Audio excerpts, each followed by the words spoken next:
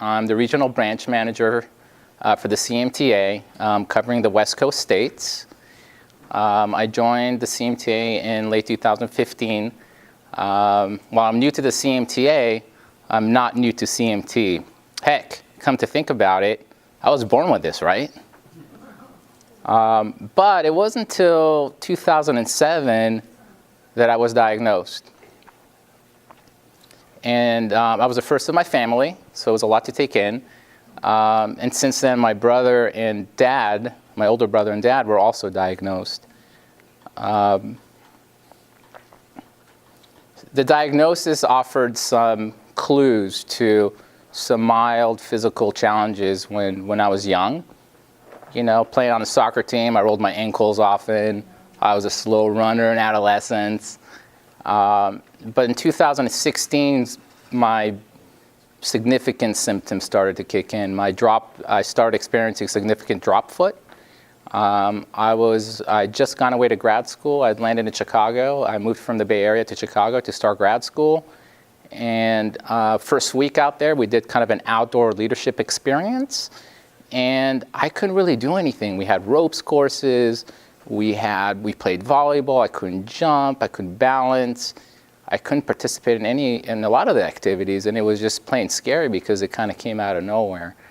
So the first few years were tough. It was a tough and long road to get gotten to where I am today.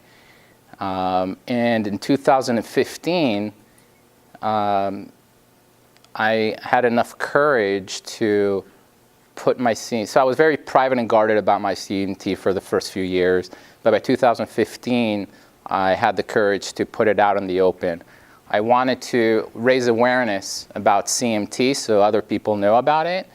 And I wanted to raise funds for the CMTA for research so we could be one step closer to a cure. And September Awareness Month and all the fundraisers that were going around in September were the perfect opportunity to do so. I got really personal in my message to my network about my CMT and my struggles around it and why I was planning the fundraiser. And I wanted to share that story with you guys today. So here's the email that I wrote to my network. It goes something like this. Dear friends, in 2007, I was presented with the toughest challenge in my life. And no, I'm not referring to the summer internship in the finance industry filled with sleepless nights. After experiencing difficulty running, jumping, and frequently tripping, I was diagnosed with a neuromuscular disease called Charcot-Marie-Tooth. The prognosis was that my condition was relatively rare, has no cure or treatment, and that it will progressively worsen over time. How much worse and at what pace? Nobody could really predict. The good, it wasn't life-threatening, in that a wheelchair was probably not in my future. I was shocked, scared, and depressed about the whole situation. I was in continuous grief mode over the things I could no longer do and would dearly miss. I was angry at my body for abandoning me at such a young age. I was having a hard time accepting the reality of a more sedentary lifestyle. And worst of all, I saw my condition as a weakness and was embarrassed for people to know about it. I went to great lengths to hide my condition, and the mere prospect of others knowing about it stressed me out. Needless to say, quote unquote, coming out with this in a more open public forum is a big deal for me. Today, through a lot of hard work, I am in better physical shape and in a good place emotionally. I have adapted to being open about the condition and found an exercise routine that works well for me. I lead the local Bay Area support group for others with CMT, and I volunteer my time to raise awareness of this debilitating disease. I would be grateful if you took the time to learn more about my condition in my awareness fundraiser event in September. And down below, I have a link to the first giving page where people can learn a little bit more about CMT, my story, and make a donation. Thanks for advance for your continued words of encouragement and support. So the fundraiser, we managed to raise an incredible amount of money and awareness. We raised $55,000. Myself, and I'll give credit to my co-leader, and I'll give credit to all our branch members, really, because everybody played a part. I personally raised $24,000 through 85 supporters, and the amount of the words of encouragement, support that came through, even putting aside the money that we raised, and the people that showed up at the event were just incredible. I joined the CMTA because I think we're at a critical time, and I think that we're gonna hit something big in the not so distant future. And I wanted to be a part of that. I didn't want to miss out. So today I wanted to share with you guys what the CMTA has been up to over the past few years. I wanted to instill some hope, and I wanted to instill some energy and hope. I wanted to energize you so you can go out and you can make an impact and you can raise awareness and you can also help out. I wanted to instill hope that we're really not that far from the first treatment for CMT. So why don't we get started first? And I wanted to just if we could just go around the room really briefly, and if everybody can just spend 15 seconds just introducing yourself and telling us a little bit about maybe what kind of CMT you have. That'll kind of give me a better sense for our audience today. So Doug, maybe you can start out for us. I'd be glad to. My name is Doug Newcomb, and I'm here with my wife Karen this afternoon, and I'm going to let her tell you about our adventure with CMT. I'm Karen, and my grandfather had what we think now was CMT, and he never did get it diagnosed, but he was well over 100 now anyway. And my mother was definitely diagnosed with CMT in her mid-60s, so it's more of a late onset for our family. And not so long ago, a year or so or two ago, my brother, who's a few years younger than I am, was also diagnosed.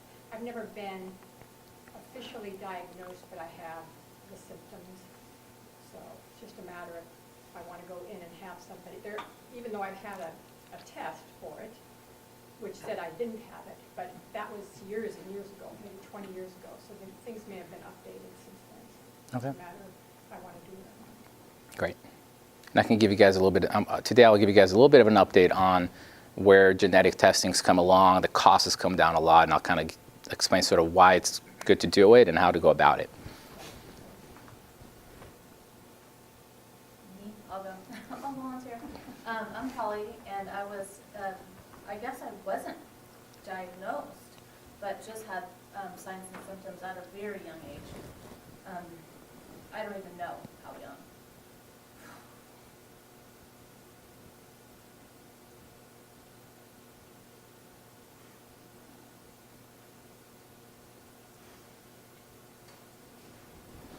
And for some weird reason,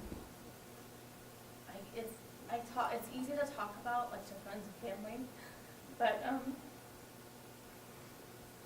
when I'm in a group, it's just really hard to talk about. I think you guys kind of know that word. You've seen this show before. So I was so young that I really don't ever remember not having CMT. And I'm not sure if that's better or worse for me, because it doesn't bother me that much. It does, but it doesn't. I don't know anything different, whereas, like, yours was much later and yours was much later. So I just have it and I have fun with it, if that makes sense. I don't know what type I have. I've done some testing, but it hasn't been established yet. And no one in my family has it that I'm aware of, other than my brother. That's my story. Thanks, Holly. And I'm Ron. I was diagnosed in 2007 as well. CMT2, no genotype identified at this point. And so that's a relatively late diagnosis and different than Holly. And it started with my toes going completely numb. And then, of course, it just keeps progressing. I'm Janet. I'm Holly's mother and Michael's mother. And Michael was the first of our children that we noticed was having difficulty with his feet, coordination, running, when he was about 8, I think.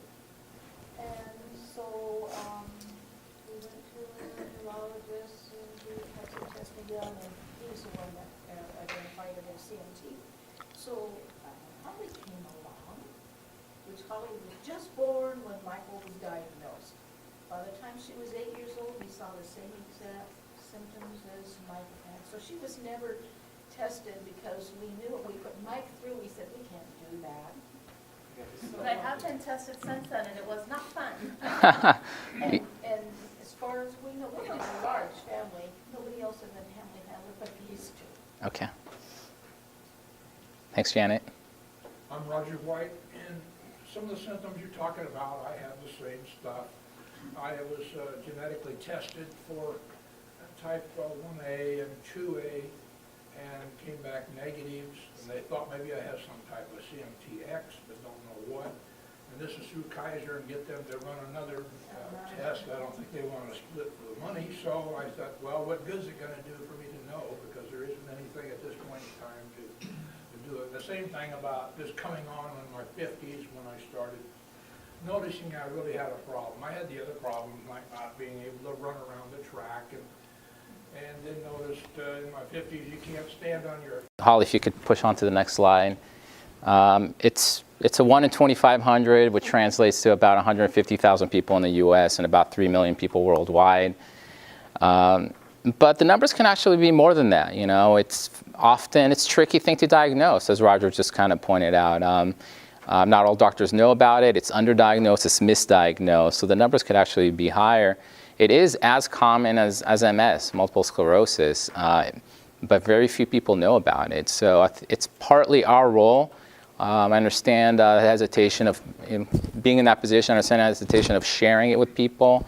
But we're kind of doing ourselves a disservice by not sharing it with our friends, by not getting the word out.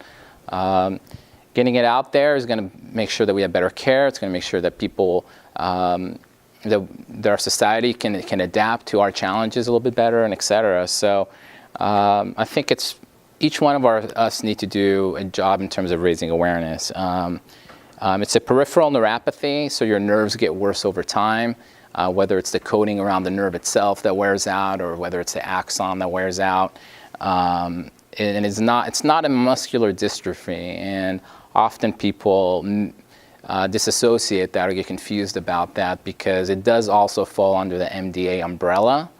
The MDA does service CMT patients as well, but it's not a muscular dystrophy. Our muscles do atrophy over time as a result of the nerve degeneration. So we have as we all know, there's no drug treatment for this today. So we're a little bit more, we're certainly working hard on getting that first treatment out there, and I'll share that with you guys in a little bit. But for each of us, a lot of it is about focusing on things that we could do today to adapt, things that we could do today to improve the quality of our life. It's getting that scooter. It's getting a set of AFOs. It's not worrying too much about what other people think, but putting yourself in a place where you can do what it is that you want to do, and adapting to a different way of living, even if it's unique in its own way. Next slide, Holly. Symptoms. One of the biggest mysteries around CMT is its variability, symptoms across individuals. It's not just about variability across the different types of CMT. It's the variability is high across people with the same type. Variability is very high across people within the same family. My symptoms are very different than my dad's symptoms. He's got extremely mild symptoms. He's turning 70 this year. I'm 38. My older brother's symptoms are somewhere in between. My older brother struggles with his hands more. I struggle more with my lower extremities. So symptoms are very different, and that's something that we're studying right now. And they're doing some research on that. They're studying a little bit more about the genetic modifiers or biomarkers, and they're gathering data at our centers of excellence to they're studying at University of Miami, and they're trying to understand a little bit more what else is it except that one specific genetic mutation that could be causing variability across people. We all know, still on symptoms, sorry. We all know that walking walking can be very difficult. Foot drop, the sound of foot slapping the ground. I mean, if I'm not wearing my leg braces, you can hear me walking from a mile away. Walking is so difficult for me. I don't even leave my bedroom without my AFOs. Because I'm afraid I'm going to trip over my toe and hurt myself. So I don't leave the bedroom. Balance, obviously an issue. AFOs help a lot with that as well.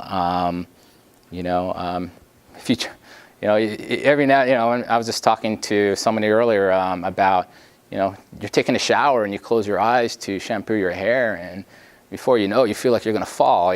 Like you have to hold onto a wall while you're doing it, and otherwise you're gonna lose your balance. High arches or structural changes like high arches, hammer toes, that's very common. Although sometimes you'll see people with flat feet that have CMT. So it doesn't always present itself in high arches. But certainly in-shoe orthotics, if you don't have the foot drop, can be very, very helpful in terms of putting your foot in a good position while you're walking. And then there's abnormal sensation. I get the cold feet all the time. I'm sure most of you guys do. Sometimes you feel like, I feel like there's like these little pricks and needles, everywhere in my feet, my toes. A lot of times when it's cold, it just feels numb. It doesn't feel like it's even there. So that can get a little bit frustrating. I remember when I was out in Chicago, right when I got diagnosed, the winters were brutal. So we're pretty lucky to be out here in better weather, because the cold, if my hands get cold, they just don't work, period. They got to defrost before they can do anything. So I can't unbutton anything. I can't zip up a zipper. I can't do anything. I'm just hopeless. So the warm weather. Just ordered some microwavable slippers. Okay. Oh yeah, the cozy soles. Something like Yeah. Okay. Yeah, those are good. I was using those for a little while. Next slide, Holly. Disease management, we talked a little bit about this already. Some of these things are helpful. There is no, I wish there was a formula. There is no formula for this stuff. What works for me might not work for Holly, et cetera. It's just, part of it is that the symptoms are so different. My advice on that front, and what's worked for me, is to just try a lot of different things and see how your body, reacts to them. But there are, obviously, things like AFOs are, extremely, extremely important to help you get around, not hurt yourself, and make sure that you're not banging up your joints. Make sure, if you're not wearing AFOs and your gait's off kilter, then you're using the high steppage to get around, and you're gonna get hip dysplasia. You're gonna have more severe structural changes in your feet over time, because your body mechanics aren't working in the right way, right form of fashion. So I can't go on and on more about how important AFOs are, Holly.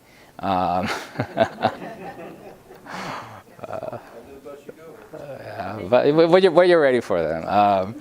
And then surgery is unfortunately a part of CMT. I've been lucky enough not to have to go down that road yet.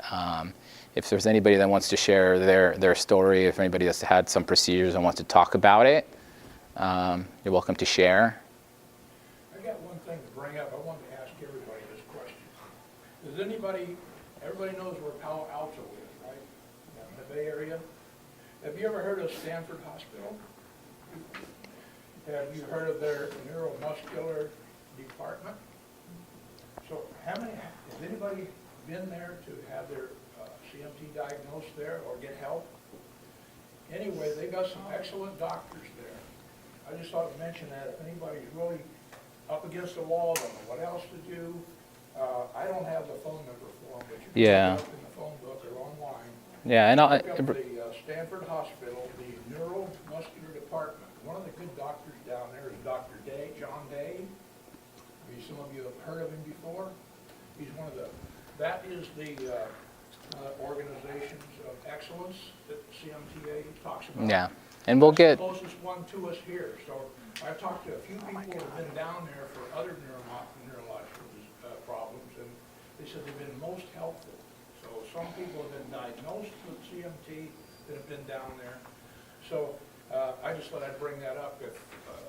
oh, thanks, Roger. And that's I will get there will and we'll be talking about that in a little bit more detail in a little bit. So yeah, centers of excellence, those definitely where you can get the best care. We'll go over that in a little bit. And there are the pain as well. There's an excellent article on pain management on our website that's written by Dr. Shearer out of UPenn, one of our experts on our STAR team. So if you're still kind of trying to figure out how to deal with pain, that might be a useful resource for you. And then obviously, there's a lot of hidden, invisible symptoms. Fatigue is a big one, right? I mean, one doctor kind of likened what it's like for us to walk every day as kind of like walking on a tightrope. Imagine how tired you'd be at the end of the day trying to kind of walk on a tightrope all day. So fatigue is a real issue. Next slide. So here are the I'd say the most common. This represents a slide here. 90% of CMTs. Type 1 there, as you can see, is the most common. And type 1 is the one where there's an overexpression of a protein called PMP22. And we'll talk a little bit about how we're furthest along in research on type 1A. We'll talk a little bit about how what we're doing in that regard on research. The type of CMTs fall into two major broad categories. Type 1, which is demyelinating, where the myelin sheath, the coating around the nerve, wears out over time. And type 2, that's axonal, where the axon is damaged over time.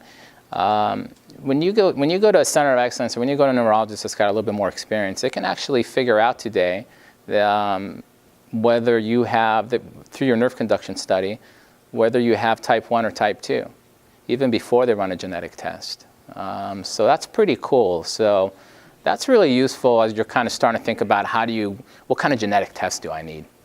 So that's one way that kind of clues us in. What kind of panel, what kind of gene mutations do we have to run? Well, type 1, type 2 tells us a little something. The other interesting thing is that you can, if you go to like a center of excellence, you might talk to a genetic counselor. They'll start kind of running sort of the family tree, and who's got CMT in the family, and they can try to detect a pattern of inheritance. And based on the pattern of inheritance, they can say, oh, we think you fall under 1X because of how it's been passed on from generation to generation. So that can also kind of help them sort of gear you towards a certain genetic test. So that's pretty cool too. A couple things I wanted to point out. Some people, I've heard people say, I have CMT, but my brother has a different kind of CMT. Everybody's got the same kind of CMT in the family, so if you ever hear somebody say that, then you can correct them on that front. CMT doesn't skip generations either. Some people say it skips generation, and then it kind of comes back. It's not 100% true. If type 4, you can be a carrier, and then you might not have the symptoms, and then you might pass it on, and then somebody in the future generation may have the symptoms. So you might see it present itself in that form and fashion. But I wanted to talk a little bit about, why it's important to get a genetic test and how you go about doing that. So anybody have any sense or why you'd want to know, get 100% confirmation of that either you have CMT or what kind of CMT you might have? I guess, my children are all grown, but I guess it would be something that could report for them, I guess, going forward with the children. Yeah, family planning is a big one, right? You'd want to know what the chances are that you might pass it on to your kids, and how you might want to address that. And how you might address it. It's a very personal decision, but you want to be equipped with that knowledge as to, hey, I could be passing this on, or hey, I might not, or maybe I want to do an IVF procedure, or you want to know what sort of the options are, right? So family planning is a good reason. I heard somebody else mention earlier that, hey, it'd be nice to know that I have CMT and what kind, so I can have 100% confirmation that I'm doing the right things, that I'm managing my disease. This is in fact my disease, and it's not something else that's causing the symptoms. So 100% confirmation tells you how to deal with your condition. The other reason is, and this comes back to both research and treatment. We don't have a treatment today yet, but if you go to Center of Excellence and if you participate in what's called the Inherited Neuropathy Consortium, then you're helping them collect the data that they need so they can do the research, so they can be one step closer to finding the cure. But you're helping them collect the data so they can do that. And then you won't be able to participate in a clinical trial unless you know what kind of CMT you have as well, because every subtype is going to be treated very differently. So those are all the reasons. To get it tested, a lot of us have already kind of gone that route. Your general practitioner can actually write the script for that, or your neurologist. The big point is that pricing has come down a lot. The cost has come down a ton on this stuff, because there used to be one game in town, Athena Diagnostics, and they had a monopoly on this thing, and it was super pricey. And today, there's lots of other options. There's Invitae, there's GeneDx, and there's other options. And you can get a panel. Always try to go through insurance, obviously. But Invitae right now, for instance, is doing for I think it's $600. If your insurance doesn't cover it, they'll do a pretty complete panel on you. 10 years ago, that would have been $10,000. So it's come down a lot. Where is this place where you can get it done for $600? Invitae. Pardon me? Invitae, it's called. You can get my contact information. I'll send you information on that. Okay, because I know there was some outfit out of San Diego that was doing it for around that price, but I haven't been able to find a listing for them anymore. One time they had it advertised they were going to do this, but I haven't seen it lately, so I just wondered if that's what you were talking about. Oh, Invitae is actually headquartered in San Francisco,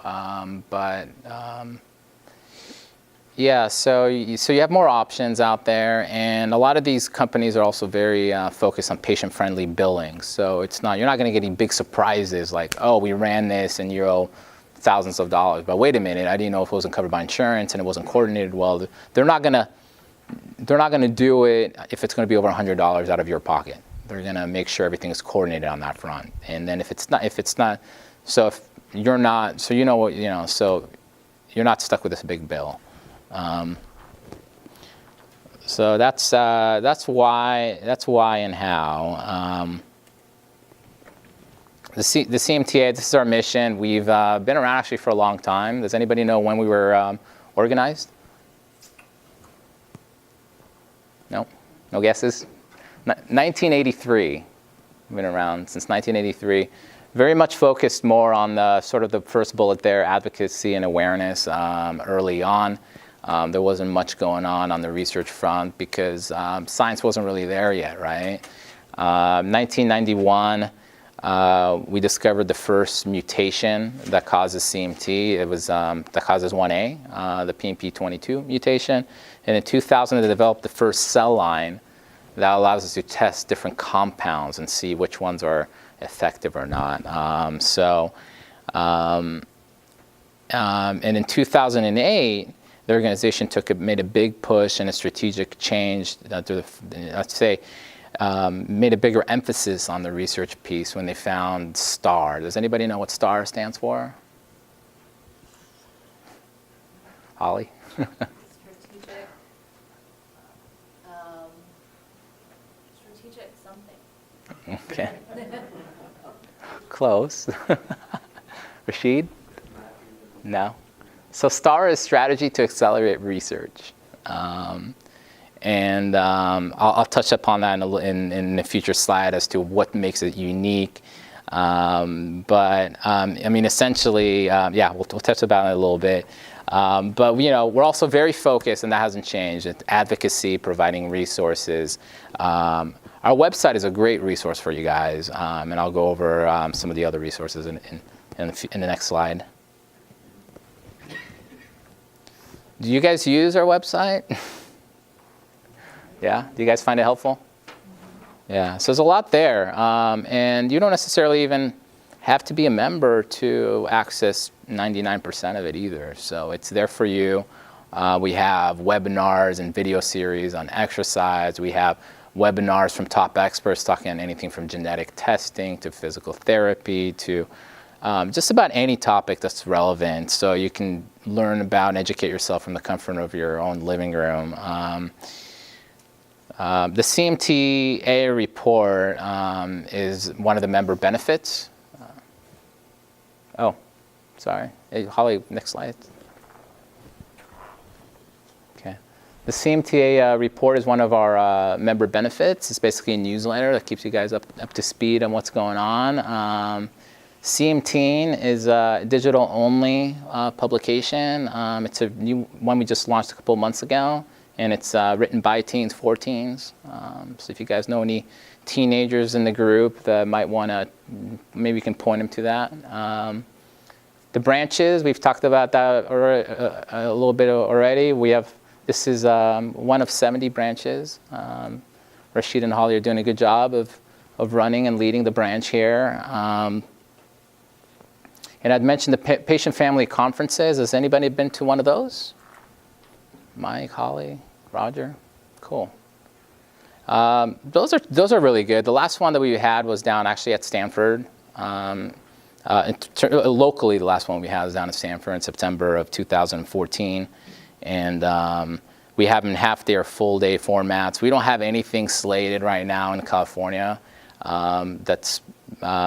But we do have, there is a Stanford-led half-day conference in September, end of September, that's coming up. No date's been released yet, but that's going to be led by Dr. Day's group out of Stanford. So keep an eye out for that. I'll send you guys the detail. We'll probably be a half-day conference in Palo Alto. Here are partners. Sorry, next slide. I keep thinking that if I change mine, it'll update there, but I keep forgetting where I was over there. These are our partners. You can see there's a deep list here of a lot of big pharmas on this list. Some biotech companies are helping us develop the tools that we're using for our drug screening, and some government partners, NIH, as well as what we like to call the quality of life partners, such as GeneDx and Vitae, Allard, Atrex. Allard does the bracing, toe off, and Blue Rockers. I will mention that we had our meeting for the San Francisco Bay Area branch yesterday, and we had an Allard rep come out. You guys can thank him for the Caribbean food there in the back. We had way too much, so I brought it up here today. But he had a really good presentation on bracing, so maybe we can get him. Has he spoken to you guys ever? So I'll work with you guys to maybe, if you guys are interested, we can have the Allard rep come out here and show you their products and give you a little bit of education on bracings in general. So, we hear publicity about research being done in the health area and who gets to benefit from it, and often it's the drug companies who are claiming the patent rights to to the testing materials and so forth. Has any of that come up with regard to the CMT tests, and what have the results been? Not that I know of. Our strategy has always been and will always be to maintain an economic interest in any joint ventures we put forth with pharmas. And that's the way it's, in terms of where we are today, that's where it stands. And I'll get and hold that thought, Doug. I'll get into a little bit more into STAR in a couple of slides, and I'll explain that a little bit more in detail. These are sites just like the one we mentioned about in Stanford. Center of Excellence. It's part of the Inherited Neuropathy Consortium. The idea is to have, in the Center of Excellence, a multidisciplinary team of experts who really know CMT well, who follow common practices, and who gather clinical data that they can throw back and study and help us in preparing and adapting our tools to make sure that we're doing what we're doing to get to clinical trials. So at a Center of Excellence, you'll see a neurologist, you will see a physical therapist, you will see an orthotist, you can see a pulmonologist. You know, we talked about symptoms a little bit. Breathing issues actually are not as common as people think. In fact, my breathing is slightly impacted, and I sleep at night with a CPAP machine because I have apnea because of my breathing issues. That's one of the benefits of going to Centers of Excellence, because we can understand common symptoms across different subtypes. And what Dr. Shai has found in particular about breathing issues is that it tends to be a little bit more prominent in people with 1A. And he wouldn't have known that if people weren't going to the Center of Excellence, and if he didn't have a lot of data to start collecting and analyzing and working with. By going to a Center of Excellence, you're helping us understand the symptoms better, and you're helping us find a treatment sooner. And earlier we asked who's been to Stanford, the Stanford Center of Excellence. I've been to it, Holly, and there was a few other hands. And I myself am participating in a few studies. One's measuring the progression of CMT over time. So I go in about every year or so, and they'll kind of see how my progress is going. They'll analyze that data. And then the other one that I'm working on is trying to understand a little bit more about the genetics angle, why there's this variability mystery. And so I'm participating in that study as well. They either take a blood sample or saliva sample, and they analyze that. So it's really easy, and it's really valuable information for them. So those are the two that I'm participating in right now. And to participate, you do have to go to a Center of Excellence. So STAR, strategy to accelerate research. So prior to 2008, and from what I understand, Pat Livney joined the organization. He's our CEO. He joined the board, and they sat down in 2008 and they identified all the assets, all the tools that they're going to need in order to develop therapies. So the three primary tools to get us to clinical trials are: we needed to have these what are called cell assays, and they're basically these petri dishes with cells are impacted by the condition, and we need to figure out a way to test them in what they call a high throughput environment, where you're testing it compound after compound after compound, and trying to see which compound has a positive effect on fixing the mutation. And then once we have sort of these positive hits, the compounds that are effective, then we take those and we study them a little bit more in maybe lab models, animal models. We test them those compounds a little bit more for toxicity and side effects and things of that nature. So in the case of 1A, overexpression of PMP22, this protein. So what we did, we created this petri dish. We replicated the disease state in it, and we added this reporter enzyme, the same thing that makes fireflies glow. And if the PMP22 is reduced by a compound, then that's going to be dimmed. If the PMP22 isn't reduced by the compound that's tested on that one small petri dish of 100 or 1,000 of petri dishes, then we know it doesn't have an impact on PMP22. So that's how, those are the tools that when they sat down in 2008, they decided for each disease state, for every kind of subtype of CMT, we need to have these sets of tools so we can identify promising lead candidate compounds, and we can take those, once we have confidence in those, we can take those to clinical trials. So it's these assays, these cell lines, and it's the lab models, and the cell lines have come along as well, and I'll touch upon that in a little bit as well. Next slide. And so this is a STAR organization. The other big aspect of what was different in 2008 when we formed STAR, there was a big problem in the way research was done in the industry in general. It was done on a very sort of isolated, siloed basis. So you'd have one researcher doing his thing in this way, and one researcher. Nobody would be talking or collaborating, and nobody would know of each other's failures either, because nobody publishes their failures, right? So there was no coordination. There was redundant research, and there was a lot of wasted dollars at the end of the day. So the idea behind STAR is we're going to take the top experts in the field of CMT research, and we're going to get them talking, and we're going to get them to work together.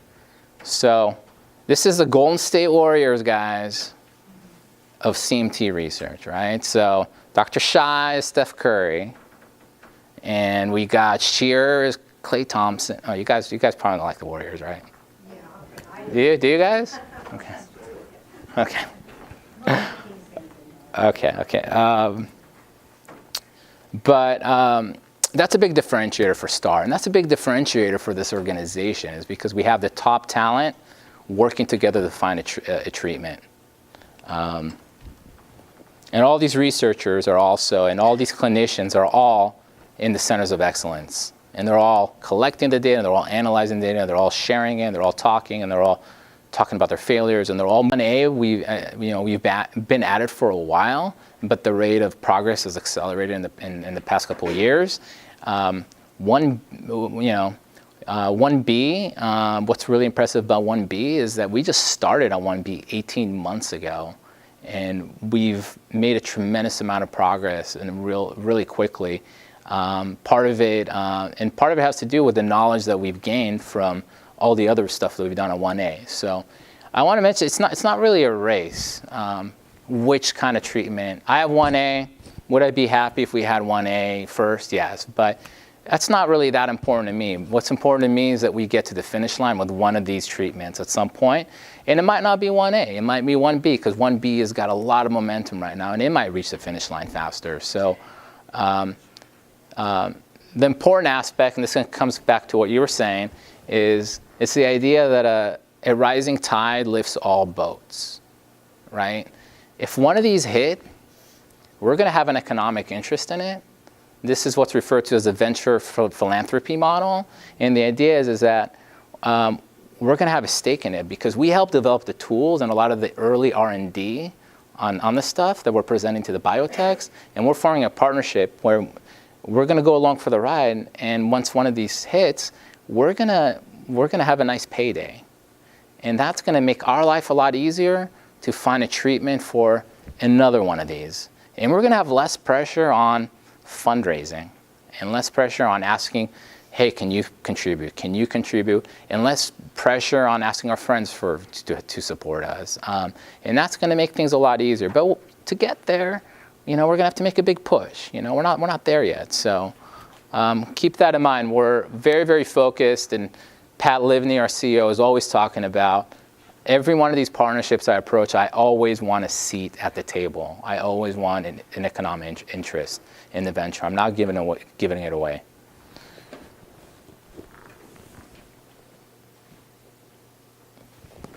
This is a cool. So this happened in late 2014. We introduced a human element to research, stem cells. And the idea there is that we're going to create. We talked about this assay, the cell line. what we've been using in the past is an animal-based cell line. Today we're well equipped. We've created both our type 1 and type 2 CMTs. Cell lines are based on human cells. Well, we're getting close to finalizing those. And that's going to allow us to test, maybe do the high throughput screening at one point with these lines, but maybe isolate or do a little bit stress test of the promising candidates, So we use the traditional ones, and now we have some promising candidates. Before we take it to clinical trials, because clinical trials is super expensive, now we can test the human element before we take it to people. That's really exciting, and it's really cutting edge stuff. So that's our partnership with the New York Stem Cell Foundation. I'm confused. Are the stem cells that you're using, are these from people who have CMT, or are these treated stem cells that you think with some of these compounds that are promising that will... They're taken from people with CMT. We're taking skin samples and blood samples from them, and we're recreating a cell line based on their genotype, based on their genetic mutations. And then taking those cell lines and testing the compounds we think are promising against them and see what are the results. It's a good question. Anybody else have any questions on the human stem cell project? Okay. Holly? And this, this slide's, is slightly different representation than the one we saw with the arrows a little bit earlier, but it's kind of the same idea. We just, what we're trying to show here is to show the timeline from 2012 to 2015. We created this as a way to kind of measure the impact that we've had in this time frame. We want to share this with our community members, so you can kind of look to see. I'm not going to go through the specifics of each one, but we've made a lot of progress in each one, and this represents 90% of CMTs over the past just 3 years. And we can make this graphic available for you guys. We can send it via email after the presentation. So there's some clinical trial getting started soon, I forget the name, something 3003. The Farnex. Farnex. Familiar with that, I suppose? Yeah, we're familiar with it. Our start team isn't too enthused by its promise, I guess you can say. And it's not something that they're going to make available through our center of excellence. We hope it hits. We hope it works. Our top experts don't seem to think that there's a lot of. That's in Europe, isn't it? That's being developed. I think it's a European biotech. Yeah, I think the Farnex. So that's a good question. Yeah.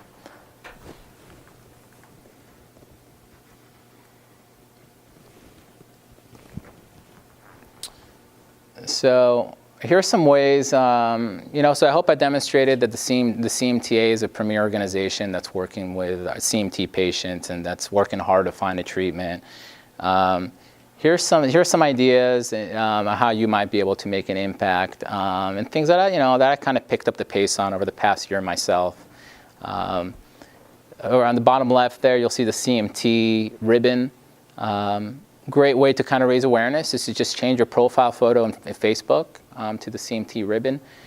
You'll see a lot of people around September Awareness Month do that. It's a great way to raise awareness. Up above that, one of our board members, Steve O'Donnell, runs this fundraiser, Oxford Biathlon. He's raised over $1 million. He's been running it for more than 10 years. So that's always inspiring for me to show, that he's so committed as a board member to not only assist with his time and volunteer on the board, but also go out and fundraise a lot. Each one of our board members is committed to fundraising.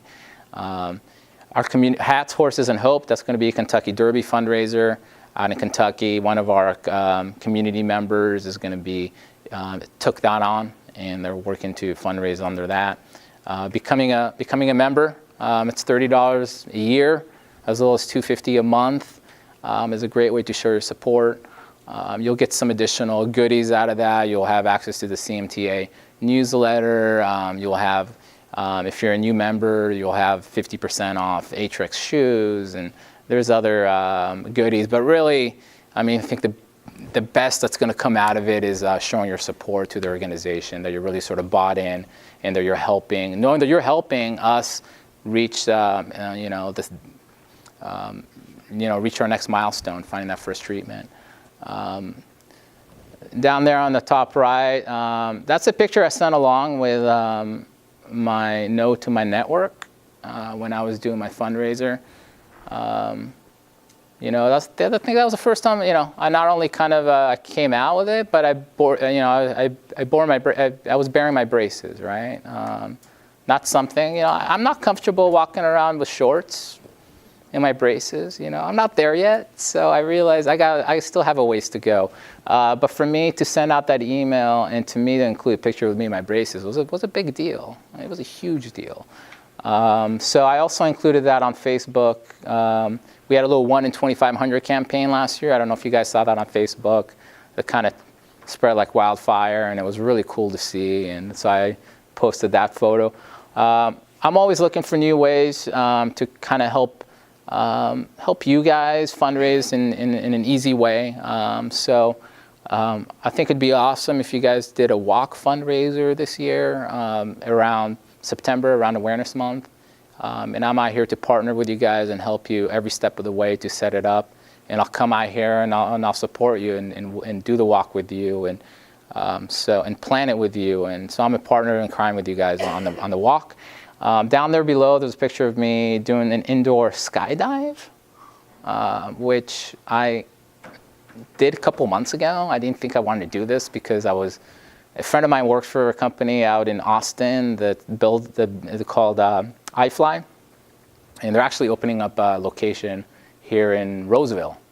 I don't know if you guys have heard of iFly, but they have these indoor tunnels, simulate skydiving, 100+ mile-an-hour winds coming underneath you.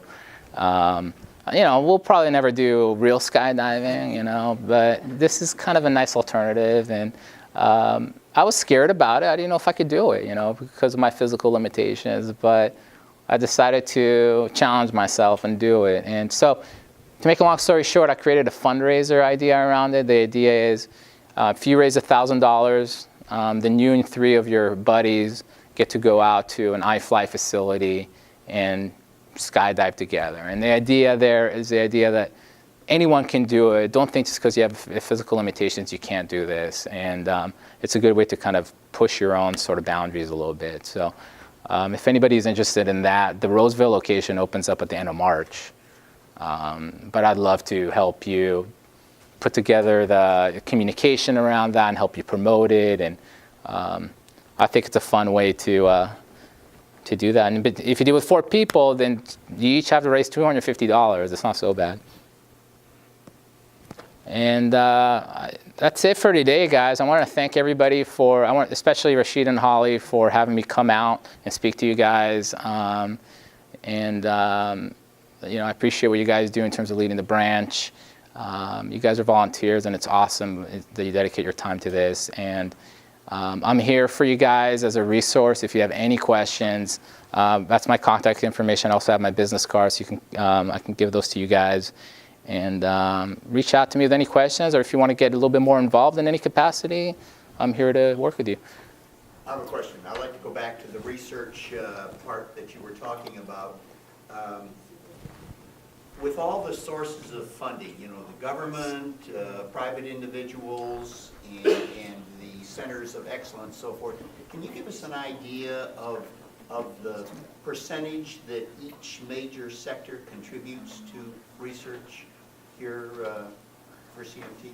Okay, so on the funding side, I'll start by saying that we're 100% funded by CMT patients and their network.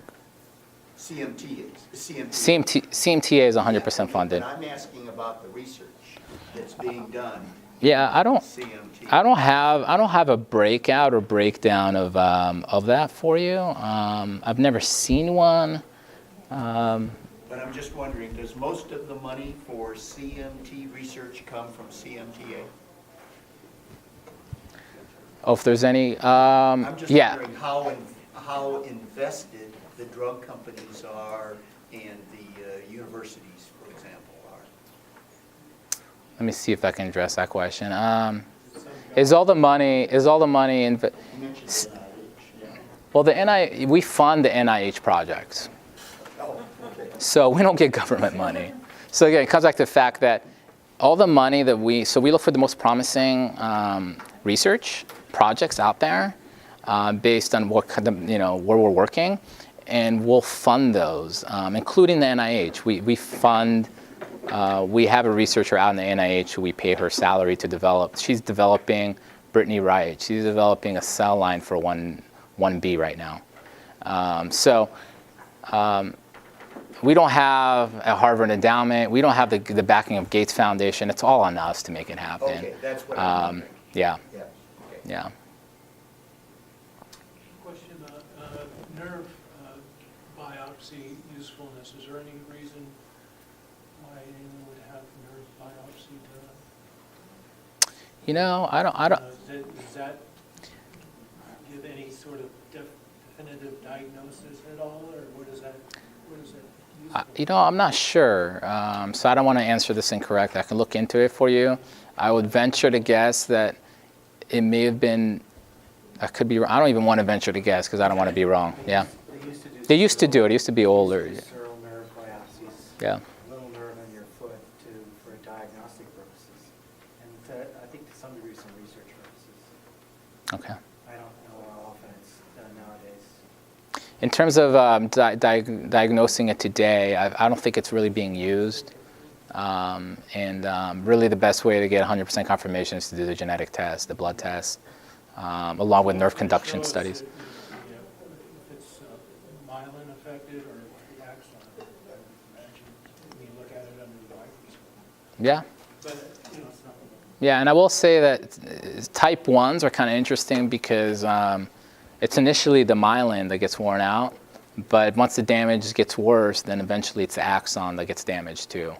Whereas type 2, nothing ever happens to the myelin. It's never impacted. It's only the underlying axon that's damaged from the get-go, and that gets worse. But type 1s, over time, if you do it really late, it might be harder to figure out if you're a type 1 or 2 maybe, because you have both the wearing out of the myelin as well as axon damage.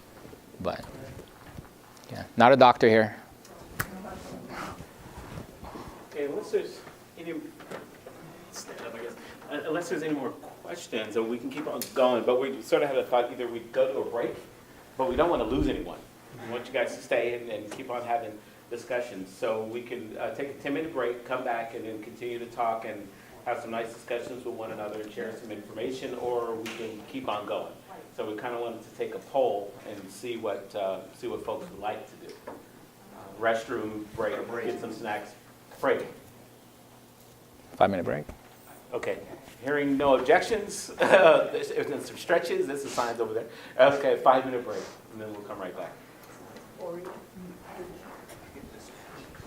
How can we get back at you explaining what process you went through? You said you raised 55